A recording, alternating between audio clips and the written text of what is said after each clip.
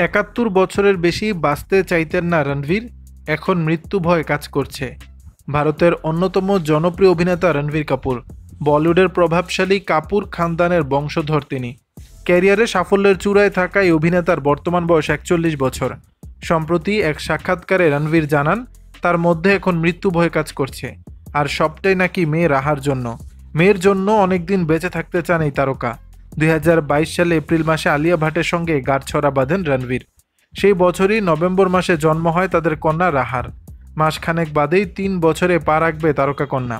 সন্তানের জন্মের পর থেকেই একের পর এক কাজ নিয়ে ব্যস্ত আলিয়া। সেই সময় মেয়েকে সামলানোর দায়িত্ব ছিল বাবা রণবীরের। মেয়ের সঙ্গে বেশিরভাগ সময় কাটানোর চেষ্টা করতেন তিনি। মেয়ের ভবিষ্যৎ চিন্তা করেই অনেক বদ অভ্যাস পরিবর্তন করেছেন রণবীর। রাহার জন্মের পরই ধূমপান ছেড়ে দিয়েছেন তিনি। এক সাক্ষাৎকারে অভিনেতা জানান, রাহার স্বাস্থ্যের কথা খেয়াল রেখেই এমন সিদ্ধান্ত নিয়েছেন তিনি। পাশাপাশি রণবীর জানান, একটা সময় ছিল যখন তিনি জীবনে ৭১ বছরের বেশি বাঁচতে চাইতেন না। তার মনে হতো এক জীবনে ৭১ বছরের বেশি বাঁচার প্রয়োজন নেই। তবে এখন আর তেমনটা ভাবেন না, উল্টো এখন নাকি মৃত্যু ভয় কাজ করে অভিনেতার।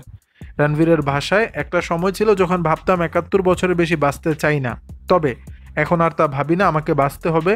রাহার জন্মের পর থেকে আমার মধ্যে মৃত্যু ভয় কাজ করছে। এই ৪০ বছরে এসে জীবনে নতুন করে বাঁচার অর্থ খুঁজে পেয়েছি। ১৭ বছর বয়স থেকে ধূমপান করি, তবে মেয়ের জন্মের পর থেকে সব অস্বাস্থ্যকর অভ্যাস ত্যাগ করেছি। ইতিমধ্যেই টলমল পায়ে হাঁটতে শিখেছে রাহা। আলিয়া নিজেই বাবা রণবীরকে এগিয়ে রাখেন স্বামী রণবীরের তুলনায়।